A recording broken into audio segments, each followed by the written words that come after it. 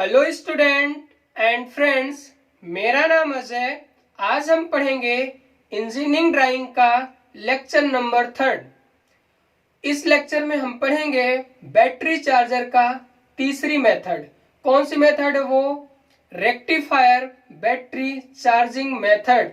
ये मेथड कई बार पेपर में पूछी जा चुकी है, इसलिए इस मेथड को हम अच्छी तरीके से पढ़ेंगे।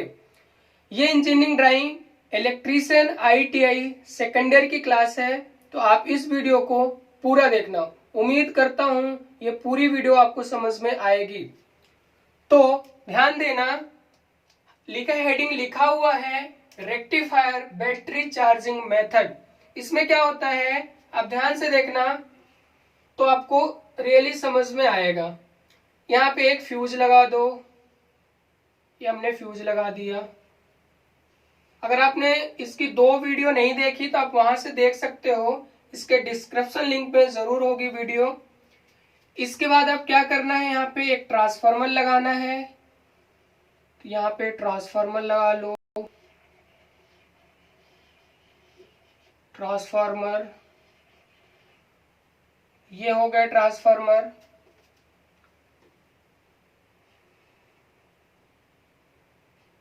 अब ये ट्रांसफार्मर के बाद यहाँ पे एक न्यूट्रल लिंक होगी। न्यूट्रल लिंक यानी न्यूट्रल से कनेक्ट होगी, उसे हम न्यूट्रल लिंक कहते हैं। ये स्विच हो गई।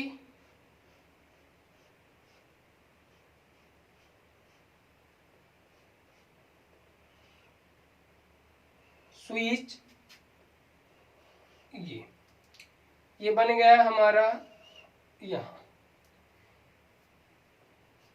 इसके बाद ये जो पॉइंट है ये फेज है और ये न्यूट्रल है, तभी तो न्यूट्रल लिंक लगी हुई है। इसके बाद हम ध्यान से देखेंगे। अब क्या है, यहाँ पे ट्रांसफार्मर है, तो ये ट्रांसफार्मर हमने बना दिया। कौन सा ट्रांसफार्मर यूज होता है? Step down transformer. कौन सा ट्रांसफार्मर यूज होता है? Step down. यहाँ पे यूज होगा स्टेप डाउन। ध्यान से देखना क्योंकि ये पेपर में ये पूछी जाती है मेथड।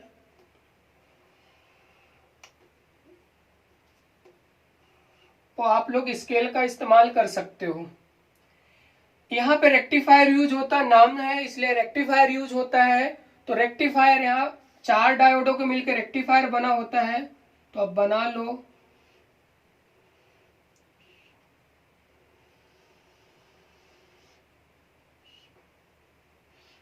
चार डायोडों को मिला के क्या बना होता है? रेक्टिफायर। ये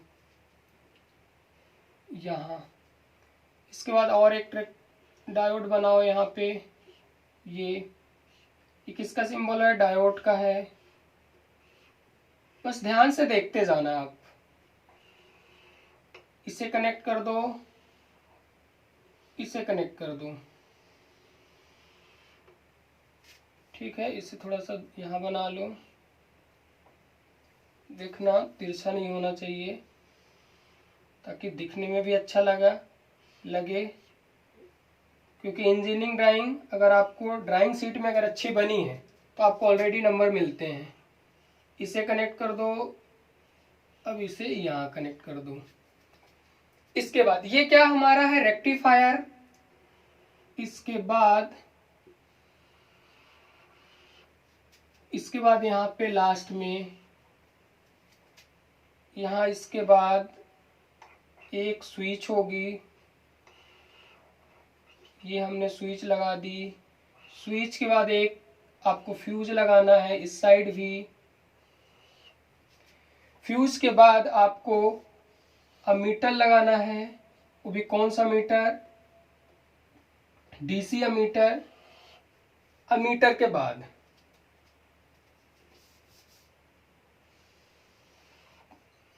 चलो ध्यान देना, अब हम यहाँ पे बैटरी लगा देंगे।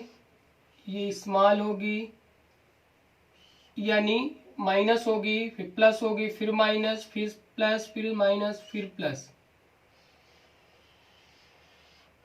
इससे कनेक्ट हो जाएगा। अब हम इसमें सबके नाम लिख लेते हैं। यहाँ पे आप चाहो तो आप वोल्टेज भी लगा दो,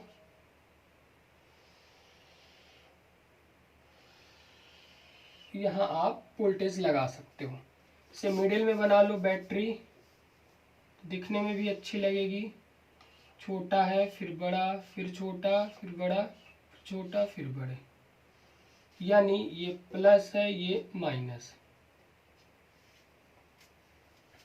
चलो ये हमारा ड्राइंग कंप्लीट हो चुका है। ये हमारी ड्राइंग क्या हो गई है, कंप्लीट हो गई।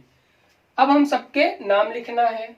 तो नाम लिखने के लिए आप लिख सकते हो, ये क्या है हमारा फ्यूज है, तो हम यहाँ पे फ्यूज लिख सकते हैं। न्यूट्रल लिंक है तो एन लिंक। ये कौन सा ट्रांसफार्मर है, स्टेप डाउन, तो लिख लो स्टेप डाउन ट्रांसफार्मर। ट्रांसफार्मर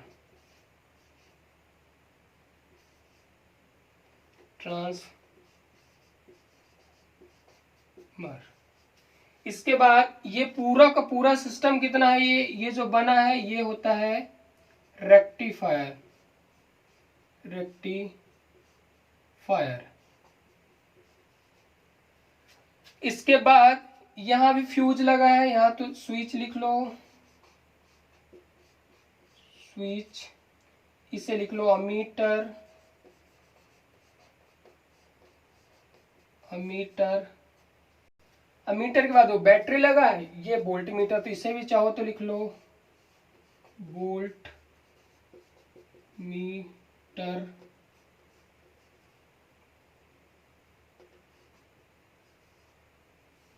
तो वोल्ट मीटर यहां लिख लो, सब कैपिटल में रहेंगे।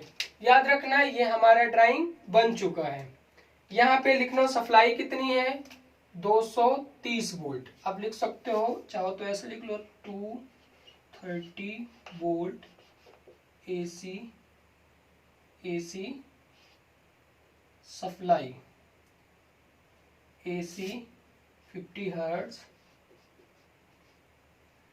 एक मिनट, ऐसा लिखो 230 volt comma 50 hertz AC supply, AC supply. ये आपको इस टाइप से लिखना पड़ेगा। पॉइंट बना दो, यहाँ भी पॉइंट। ये आपका रेक्टिफायर बैटरी चार्जिंग मेथड हो गया। अगर इंजीनियरिंग ड्राइंग में आपकी क्वेश्चन आता है तो आपको इसी तरीके से बनाना पड़ेगा। चाहो तो यहाँ D1, D2, D3, D4 आप लिख सकते हो। ठीक है, अब हम चलते हैं, आप स्क्रीनशॉट ले लो। अगर आपको वीडियो पसंद आ रही है तो आप इसे लाइक कर दो। और अब हम लास्ट टॉपिक चलेंगे, RLC सर्किट। इससे भी क्वेश्चन पूछे जाते हैं, तो इसे रफ कर रहा हूं, आप देख लो। चलो स्क्रीनशॉट तो ले लिए होंगे, या बना लेना, वीडियो को पॉज करके आप बना लेना। ड्राइंग एक प्रैक्टिस मांगती है। जब तक आप प्रैक्टिस नहीं करोगे तब तक आपको कुछ नहीं होने वाला। ध्यान देना, अब हम पढ़ेंगे series R, L and C circuit. Hindi में भी वही बोलती है, इसलिए मैंने लिखा नहीं हिंदी में। चलो ध्यान देना, ये सीरीज में है RLC, तो सीरीज में बना लो आप।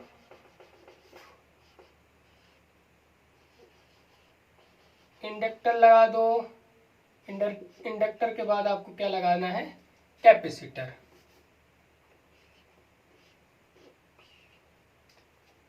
इसके बाद सप्लाई इसमें कौन सी दोगे, एसी सप्लाई है, तो आप यहाँ पे एसी सप्लाई दे दो।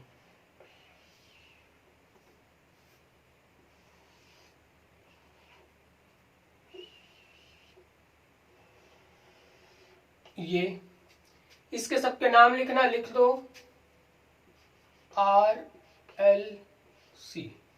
ठीक है, थोड़ा सा और इसे बनाना चाहो तो अच्छा सा बना लो।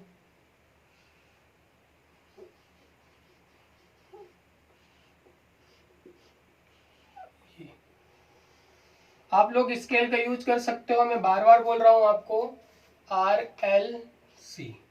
यहाँ पे जो करंट होगी वो IS होगी, सप्लाई करंट होगी, यहाँ पे जो होगा VS होगा।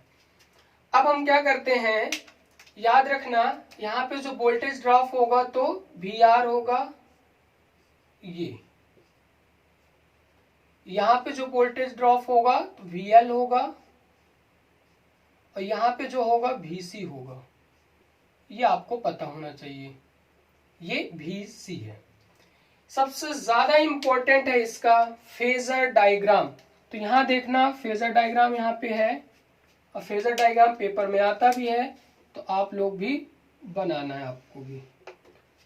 तो फेजर डायग्राम के लिए आपको सबसे पहले रेफरेंस बनाना पड़ेगा। रेफरेंस हम किसको ले लिए, करंट को ले लिए, तो IS रेफरेंस हो गई।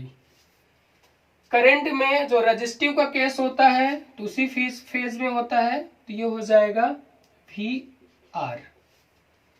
अब जब इंडक्टर के केस होता है तो क्या करता, करंट क्या करती है, वोल्टेज के क्रॉस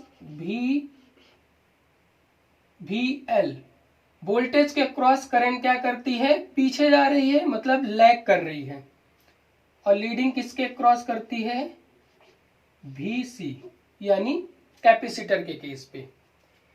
याद रखना, ये हमारा बन गया फेजर डायग्राम। अब ये 90 डिग्री यहाँ पे है, यहाँ भी 90 डिग्री है। अब इसे वेक्टर सम ले लो। अगर आप वेक्टर सम निकालोगे तो कुछ इस टाइप से होगा।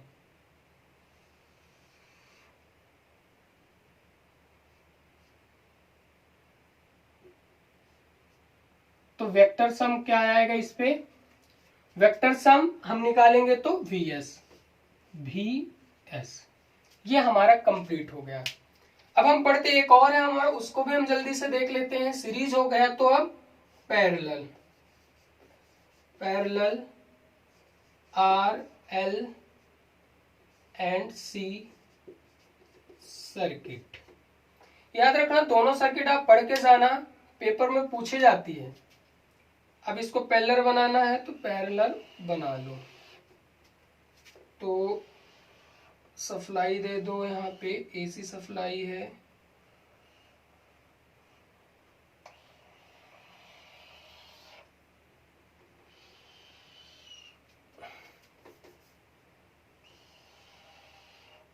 ये यहाँ पे क्या होगा, कैपेसिटर होगा, कैपेसिटर के बाद यहाँ पे इंडक्टर होगा, इंडक्टर के बाद यहाँ पे क्या हो जाएगा, रजिस्टेंस। ध्यान देना, यहाँ पे जो करंट होगी तो क्या हो जाएगा, IS हो जाएगी, यहाँ पे क्या हो जाएगा, VS हो जाएगा। अब इसमें करंट डिवाइड होती है, तो यहाँ जो करंट होगी तो IR हो जाएगी, क्योंकि R है, ये L है, L के बाद ये क्या है, C है।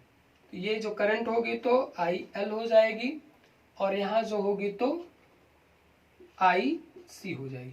इसका फेजर डायग्राम देखना, जस्ट इसके अपोजिट होता है, इतना याद रखना। अब इसमें हमको रेफरेंस क्या लेना पड़ेगा, रेफरेंस आपको क्या लेना पड़ेगा, अब वोल्टेज लेना पड़ेगा। तो हमने क्या ले लिया रेफरेंस में, वोल्टेज VS, ऐसा बड़ा बना देता हूं,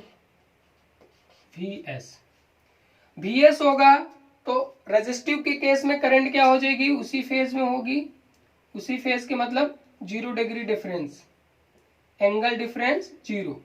तो ये क्या हो जाएगी हमारा IR। अब जस्ट उसके उल्टा होगा,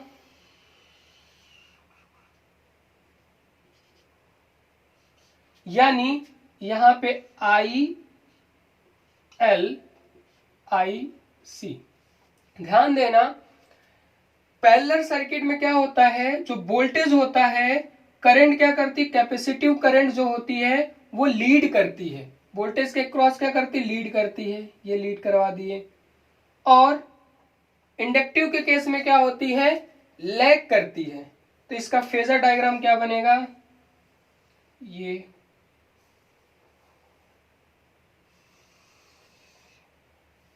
इसका फेजर डायग्राम इसको रेफरेंस बोलते हैं, तो रेफरेंस निकाल लो इसका। तो यहाँ पे रेफरेंस में क्या हो जाएगा, IS। ये हमारा कंप्लीट हो गया। यहाँ तो आप ये 90 डिग्री था, ये भी 90 डिग्री, ये भी 90, ये भी 90। एंगल की बात करें तो एंगल याद रखना, एंगल कौन सा होगा, जो ये एंगल फाई एंगल, यहाँ पे जो एंगल होगा ये फाई एंगल होगा। तो ये आपका जो टॉपिक था अल्टरनेटिंग करंट, ये टॉपिक आपका कंप्लीट हो चुका है।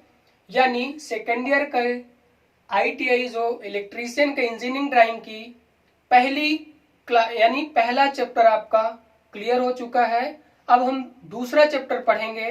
अगर आपको वीडियो पसंद आ रही है तो आप इसके कमेंट में आप जरूर लिखें कि आपको दूसरा चैप्टर पढ़ना है, तो आप कमेंट के माध्यम से मुझे बताएं ताकि मैं दूसरी वीडियो आपको अपलोड कर सकूं। Thank you.